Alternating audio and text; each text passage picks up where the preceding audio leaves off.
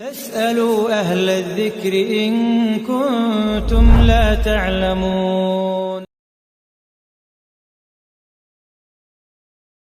Waalaikumsalam warahmatullahi wabarakatuh. Gimana kabarnya Bang Dong? Alhamdulillah baik, Ustaz. Antum gimana, Ustaz? Alhamdulillah baik. Ustaz, mungkin ada sedikit yang perlu Anda pertanyakan ke Antum masalah khusyuk dalam sholat, Ustaz. Ya. Apa urgensinya atau kedudukan khusyuk di dalam sholat, Ustaz? Tentunya urgensinya khusyuk dalam sholat. Khusyuk dalam sholat seperti ruh dalam jasad. Artinya bagaimana kita bisa bayangkan ada jasad tanpa ruh. Demikianlah seperti sholat tanpa khusyuk.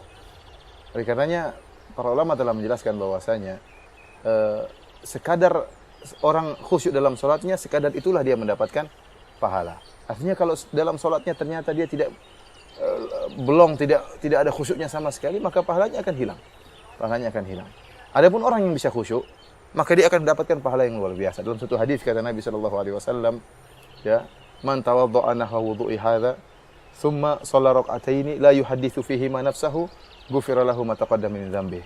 Hadis riwayat Imam Bukhari. Kata Nabi sallallahu alaihi wasallam, barang siapa yang berwudu dengan tata cara wuduku, kemudian dia salat 2 rakaat. Setelah berwudu dengan tata cara wudu Nabi, kemudian dia salat 2 rakaat, kata Nabi sallallahu alaihi wasallam, la yuhadditsu fihi ma nafsahu, dia tidak mengajak jiwanya berbicara. Artinya apa? Dia tidak mengajak jiwanya berbicara tentang dunia, tetapi dia khusyuk, benar-benar yang dipikirkan adalah akhirat. Apa ganjarannya? Kata Nabi sallallahu alaihi wasallam, ghufira lahu ma taqaddama min dzambihi, maka akan diampuni dosa-dosa yang telah lalu. Kita semua ingin diampuni dosa-dosa kita.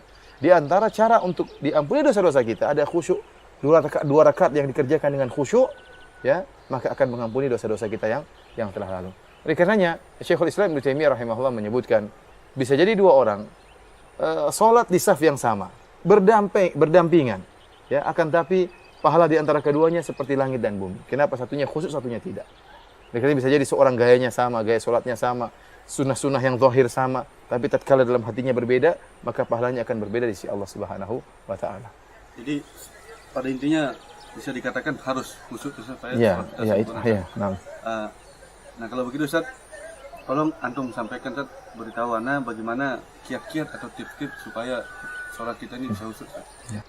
Tentunya kita tahu bahwasanya khusyuk dalam sholat perkara yang sangat penting, dan seorang harus berusaha meraih kekhusyuan. Dia harus berusaha, ya, melatih dirinya agar bisa meraih kekhusyuan. Namun seperti kita ketahui, meraih kekhusyuan dalam sholat bukanlah perkara yang mudah, perkara yang perlu perjuangan.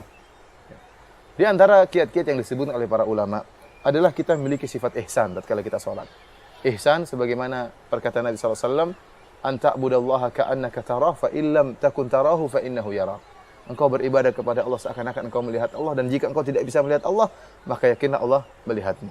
Seorang tatkala dia ihsan, dia merasa sedang sholat, Allah melihat dia, bukan hanya melihat, ya, perbuatannya, bukan hanya melihat gerak-gerak sholatnya, bahkan hatinya pun dilihat oleh Allah Subhanahu wa taala. Makanya Allah Subhanahu wa taala berfirman, wa tawakkal 'alal azizir rahim alladzi yaraka hina takum wa taqallubaka fis sajidin.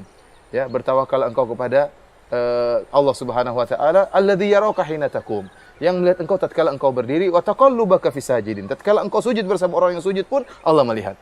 Kita tatkala salat, kita yakin Allah melihat kita dan Allah sedang menilai kita. Alam ya'lam bi anna Allah yara, tidakkah dia mengetahui Allah sedang melihat? Bahkan Allah melihat isi hati kita.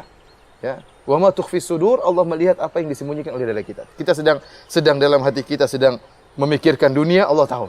Meskipun kita Allahu Akbar, meskipun orang melihat kita semuanya sedang melihat ke arah sujud, seakan-akan kita khusyuk tapi hati kita melayang kemana-mana, Allah tahu. Apakah kita tidak malu tatkala Allah melihat Allah sedang berhadapan dengan kita sedang berhadapan dengan Allah tapi hati kita kemana-mana? Tentunya kita malu. Kita tidak beradab di hadapan Allah Subhanahu wa taala. Oleh karena tatkala kita menghadirkan sifat ihsan, bahwasanya Allah melihat kita akan bisa lebih mudah untuk khusyuk. Allah mengetahui gerak-gerik hati kita, Allah mengetahui apa yang dibincangkan oleh hati kita. Ini sangat mudah mengantarkan seorang dalam khusyuk. Lihatlah, kalau ada orang sholat, kemudian dia tahu bahwasanya ada kamera yang menyeting dia, dan dia tahu bahwasanya kamera ini akan melive-kan sholatnya diputar di channel-channel televisi. Bagaimana kira-kira khusyuknya dia? Dia akan khusyuk luar biasa. Penampilannya sangat oke, Allahu Akbarnya mantap. Kenapa? Dia tahu orang semua sedang melihat dia. Sekarang, rubah cara pola berpikir demikian. Yakinlah bahwasanya Allah sedang melihat apa yang sedang dia lakukan. Oleh karenanya, tatkala dia meyakini Allah melihat dia, maka dia akan lebih mudah untuk khusyuk. Di antara kiat-kiat Bang Dung untuk bisa meraih kekhusyuan, itu di antaranya berusaha memahami apa yang sering kita baca. Oleh karenanya penting orang ulama mengatakan berbeda antara orang baca surat, dia yang sekedar baca terjemahannya, itu sudah berbeda dengan orang yang tidak baca terjemahannya. Beda. Dia tahu terjemahannya lebih khusyuk. Berbeda lagi orang yang baca tafsirnya, meskipun tafsir ringkas. Dia baca Al-Fatihah, dia baca terjemahannya sudah berbeda dengan tatkala tidak tahu terjemahannya. Berbeda lagi orang baca Al-Fatihah, baca tafsiran ringkasnya. Alhamdulillahirrahmanirrahim, Ar-Rahmanirrahim, Maliki Yaumiddin, yang mau hari pembalasan. Iya, karena dia baca tafsirannya ini akan lebih khusyuk dalam salatnya. Dia tahu apa yang dia ucapkan tatkala sedang, terutama surat yang sering dia baca atau zikir-zikir yang sering dia baca. Ya, nah, ini akan menjadikan dia lebih khusyuk dalam salatnya, mengerti apa yang dia ucapkan, karena seorang tatkala salat, kata Nabi SAW, fa innahu yunaji rabbahu, dia sedang bermunajat, sedang berbicara dengan Allah Subhanahu wa taala, maka hendaknya dia mengerti apa yang dia ucapkan kepada Allah Subhanahu wa taala. Di antaranya Bang Dung juga yang bisa mempermudah orang untuk khusyuk, yaitu menjauhi kemaksiatan.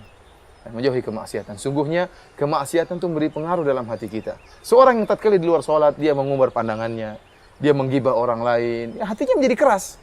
Hatinya menjadi keras, dia tidak perlu dengan orang lain, menyakiti hati orang lain, bermaksiat kepada orang lain, menzalimi orang lain, maka hatinya akan menjadi keras. Bukankah setiap kita melakukan maksiat, maka nukitat fi qulubina nuqtatas sauda, maka dalam hati kita diberi titik-titik hitam. Semakin banyak maksiat yang kita lakukan, semakin hitam hati kita. Dan tatkala kita ingin khusyuk, enggak mau hati kita. Ini perkara yang diantara dari apa? Dari su'mul maksiyah, dari keburukan kemaksiatan, bahwasanya hati kita berkhianat tatkala sedang kita butuhkan. Kita ingin khusyuk, hati kita enggak mau. Kita ingin merenungkan akhirat, hati kita mengajak kita memikirkan dunia. Kita ingin merenungkan surga, hati kita mengajak kita merenungkan pasar, ya. Oleh karenanya kenapa? Karena kita sudah menghitamkan hati kita dengan berbagai macam maksiat, sehingga hati kita tatkala diajak untuk khusyuk, dia berkhianat dan dia tidak mau. Di antara kiat untuk jadi ini saya ingin menjelaskan bahwasanya khusyuk bukan perkara yang sepele. Tapi khusyuk itu berkaitan dengan sikap kita sehari-hari. Di bagaimana kita tatkala di luar salat, itu mempengaruhi kekhusyukan kita dalam salat. Di antara sarana yang memudahkan kita untuk khusyuk itu bersegera ke masjid, Bang Dung. Ini yang sering terkadang dilupakan oleh sebagian orang, ya. Mereka bersegera ke masjid. Bukan bersegera, maksudnya terburu-buru, tergesa-gesa ke masjid. Jadi sudah dikumandangkan azan, dia masih ngobrol sama temannya, gimana kabar antum, gimana? Sudah azan Mas, sebentar, imamnya lama komatnya sebentar. Jadi ngobrol-ngobrol gitu, Allahu Akbar, langsung lari, ayo cepat, terburu-buru. Sehingga apa, dia lari ke masjid cepat-cepat sampai ngos-ngosan. Bagaimana? Allahu Akbar. Gimana mau khusyuk sementara dia keringatan ngos-ngosan, apalagi begitu dia mau datang ke masjid, tahu-tahu imamnya sudah ruku, Allahu Akbar. Wah, dia segera buru-buru ingin mendapatkan ruku, begitu dia ingin ruku, tahu-tahu imamnya sami Allahu liman hamidah. Wah, payah imam, gimana saya terlambat, imamnya kok kurang lama. Akhirnya dia salat Allahu Akbar dalam keadaan jengkel sama dongkol sama imam. Kenapa imamnya rukunya kecepatan, saya tidak dapat rakaat. Nah, ini karenanya berbeda dengan orang yang dia datang ke masjid, di awal masjid azan dikumandangkan, dia segera berwudu, kemudian ke masjid, sampai di masjid kemudian dia sholat 2 rakaat, kemudian kalau sempat dia baca Quran. Ini muqaddimah, persiapan melembutkan hati kita. Kemudian dia berdoa kepada Allah Subhanahu wa taala, dia sudah berbicara dengan Allah sebelum sholat. Begitu dia sholat, siap hatinya, Allahu Akbar, sudah siap hatinya untuk bisa bermunajat kepada Allah Subhanahu wa taala. Ini mungkin ya Bang Dung kiat-kiat yang menurut saya penting agar seorang bisa khusyuk dalam sholat. Dan yang perlu dia ketahui bahwasanya dia berusaha meyakini bahwasanya mungkin saja ini sholat dia yang terakhir. Mungkin saja ini sholat dia yang terakhir. Oleh karena sebagian salaf tatkala tahu akan dibunuh, mereka minta untuk sholat. Mereka ingin ibadah mereka sebelum dipanggil oleh Allah sholat.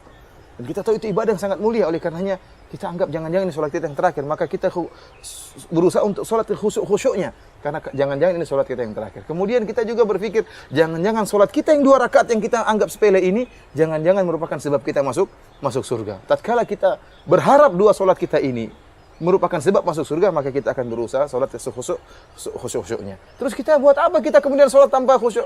Toh kita rugi, sudah capek menyempatkan waktu sholat 5 menit, ternyata pahalanya sedikit, rugi.